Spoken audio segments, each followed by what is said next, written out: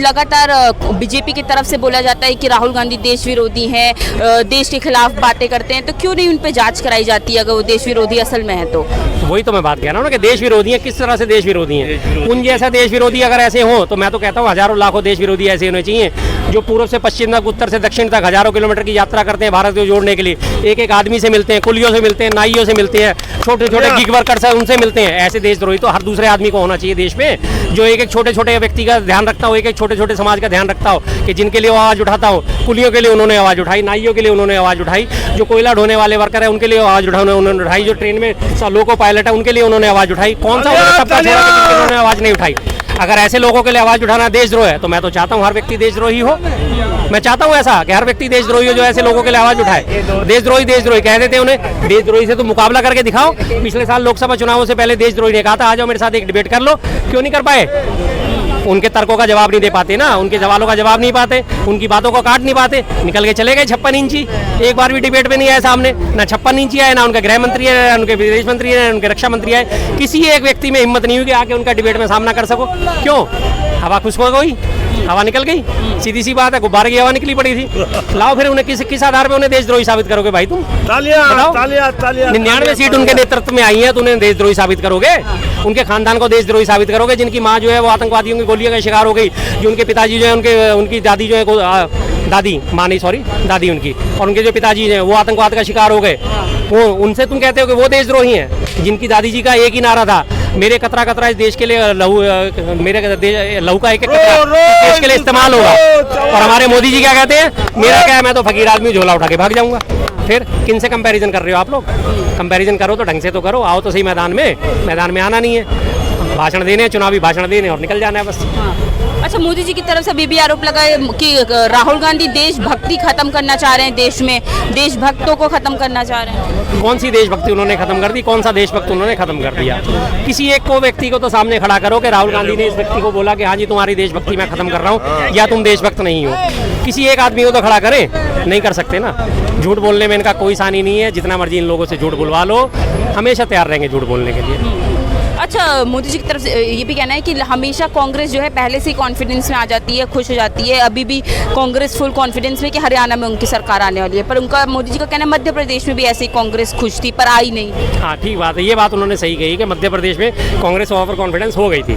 और दूसरी बात उसका सबसे बड़ा रीज़न था कि मध्य प्रदेश में जिस दिन पोलिंग हुई थी और जिस दिन काउंटिंग हुई थी, दोनों में करीब करीब 21 दिन का फर्क था। और भाजपा के लिए 15 दिन से ऊपर का टाइम इनके लिए हमेशा मुफीद होता है। जहाँ भी पोलिंग डेट में और काउंटिंग डेट में 15 दिन से ऊपर का गैप आया वहाँ भाजपा जीतनी ही है कन्फर्म। अब यहाँ पे हरियाणा में मात्र 3 दिन का गैप है, किसी भी कीमत पे आप देख लो अगर बीजेपी जीत जाए तो 20 से नीचे ही रहने वाली है हर हालत में। सीधी सी बात है, तारीख होगी 8, बीजेपी की खड़ी होगी खाट और कांग्रेस के राज में जनता करेगी ठाट। देखिए, मोदी जी का पूरा भरोसा कह रहे हैं कि इस बार भी सबका कहना है कि वापस से भाजपा को लाना है, सबका भरोसा है। हाँ, विपक्ष में आएगी भाजपा, सबका भरोसा है। विपक्ष में आएगी, सबका भरोसा है। कल ही उनका देख लीजिए, भाजपा के कितने बड़े नेता अपने आप को शामिल करते थे। तंवर साहब, अशोक तंवर हमारे पहले कांग्रेस में ही हुआ करते थे, अब कांग्रेस छोड़ के बीजेपी में चले गए थे। कल ही उन्होंने आगे 1 घंटे के अंदर आगे कांग्रेस वापस ज्वाइन कर ली।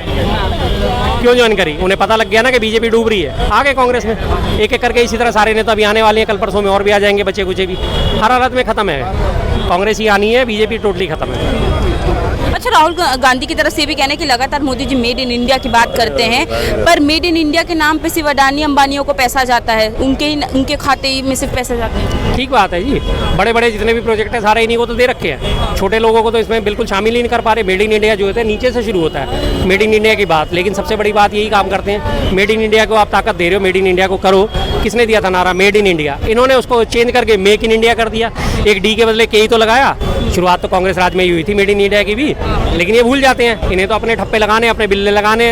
अक्सर ऐसा ही होता है, मास प्रोडक्शन जब होती है ना तो लोग इधर उधर के जो बड़ी कंपनियां फेमस हो जाती हैं, छोटे छोटे जो निर्माता होते हैं उनसे अपना माल बनवाना शुरू कर देती है और उनको अपना ठप्पा लगा के बेचना शुरू कर देते हैं। तो वही हाल मोदी जी का है, काम सारा वही कांग्रेस का है, ठप्पा अपना लगा के बेच रहे हैं बस, और इसके अलावा इनके पास कुछ नहीं है। Made in India, make in India का आप नारा दे रहे हो।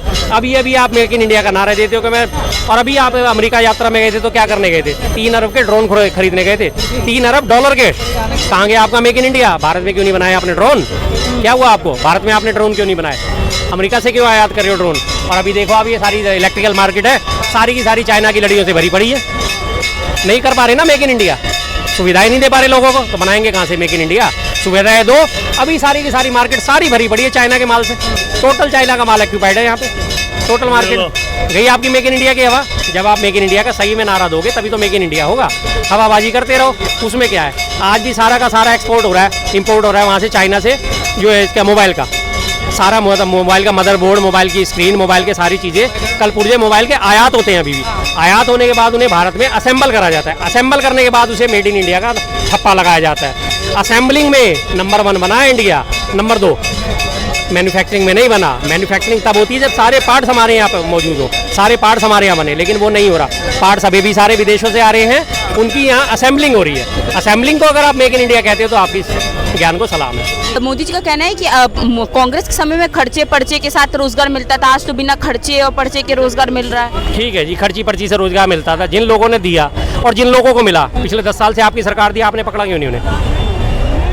इंटेलिजेंस भी आपकी है, पुलिस भी आपकी है, फुल स्टेट है हरियाणा, फुल स्टेट है। ये भी नहीं है कि किसी एलजी का ऑर्डर का इंतजार करना पड़ेगा, जी उसका गवर्नर के ऑर्डर का इंतजार करना पड़ेगा। क्यों नहीं करा? मुख्यमंत्री साहब थे 9.5 साल से, अगर उन्हें दिख रहा है कि यहाँ खर्ची पर्ची से जुगाड़ हुआ है और जुगाड़ से नौकरी दी गई है, गिरफ्तार करो। एक भी गिरफ्तारी है पिछले 10 सालों में? जिसने दी उससे, या जिसने दिलवाई उससे, या जिसने प्राप्त करी उसकी, किसी की भी कोई एक गिरफ्तारी है? नहीं है। क्यों? क्योंकि हवाई फायर है, झूठ बोला गया। झूठ बोलने के नाम पे तो कोई बीजेपी का मुंह ही नहीं पकड़ सकता। बेहद झूठी पार्टी को मजाक थोड़ी है, ऐसी थोड़ी कहा जाता है बीजेपी की शॉर्ट फॉर्म, बेहद झूठी पार्टी। भाई किसी ने हर्जी खर्ची से नौकरी ले ली और आपको पता है कि हर्जी खर्ची से फर्जी से नौकरियां दी जा रही हैं, आपने गिरफ्तार क्यों नहीं करा किसी को भी? किसी एक को तो पकड़ के सामने लाओ कि हाँ ये इसने गलत काम करा था और हमने इसे गिरफ्तार करा है। नहीं आएंगे। क्यों? ऐसा क्योंकि था नहीं कुछ, सीधी सी बात है। अभी मैं कल उनका रॉबर्ट वाड्रा जी का बयान देख रहा था, उन्हें बार बार कहा जाता है कि दामाद जी को हरियाणा में जमीनें दी, दामाद जी को हरियाणा में जमीनें दी। भाई पिछले 10 साल से केंद्र में भी तुम्हारी सरकार, हरियाणा में भी तुम्हारी सरकार, एक भी उसके ऊपर मुकदमा नहीं दर्ज कर पाए, एक भी उसके मामले में साबित नहीं कर पाए, एक भी उसके ऊपर एफआईआर नहीं दर्ज कर पाए। क्यों? झूठ है ना, झूठ की दुकान चलानी है। उस झूठ को अमली जामा पहनाओगे तो कोर्ट में तो जाके सिद्ध होना नहीं, वो किसी भी तरह से झूठ। चलो 2-4 दिन कोर्ट में आप खींच भी लोगे मुकदमा, लेकिन अल्टीमेटली जब सबूत ही नहीं होंगे, कुछ नहीं होंगे, तो क्या करोगे? बैकफुट पे आना ही पड़ेगा। तो इसलिए ना कोर्ट में जाते ना कहीं जाते, बस जनता में आके झूठ फैला जाते और जनता उनके झांसे में आ जाती है। साफ साफ बात है। रॉबर्ट वाड्रा ने खुल के बोला है, अगर मैंने जमीनें कब्जाई हैं, अगर मुझे जमीनों का फायदा हुआ है तो लाओ ना, कहाँ है सबूत तुम्हारे पास? मैंने कौन सी जमीन कब्जाई है, कौन सा मुझे फायदा हुआ, लेके आओ सामने। अब लेके नहीं जाएंगे, मुँह सिले पड़े हैं, क्योंकि ऐसा कुछ है नहीं। तो राहुल गांधी का कहना है कि लगातार भाजपा ने नफरत फैलाने का काम किया, उसी नफरत के खिलाफ अब उन्होंने मोहब्बत की दुकान खोल रखी है। तो क्या लगता है कितना इसका असर दिखने वाला है? बात है, अभी कल ही गाजियाबाद में डासना देवी मंदिर के पुजारी जो है यति नरसिंहानंद, उसने बोला है कि आने वाली दशहरे पे रावण का पुतला मत जलाओ, मैं इनका मोहम्मद साहब का पुतला जलाओ। तो ये नफरत नहीं फैला रहे, उनको फुल सपोर्ट है, फुल सपोर्ट है उनको। ना वो अंदर ना कुछ, एक एफआईआर उसके ऊपर दर्ज हो गई, लेकिन वो अभी तक जेल की सलाखों के पीछे नहीं है, उसे जेल में डालना चाहिए, वो नहीं है। उसे नफरत की दुकान लगातार चल रही है, उनको बंद करना चाहिए। जो नफरत फैला रही है उनको बंद कर दो।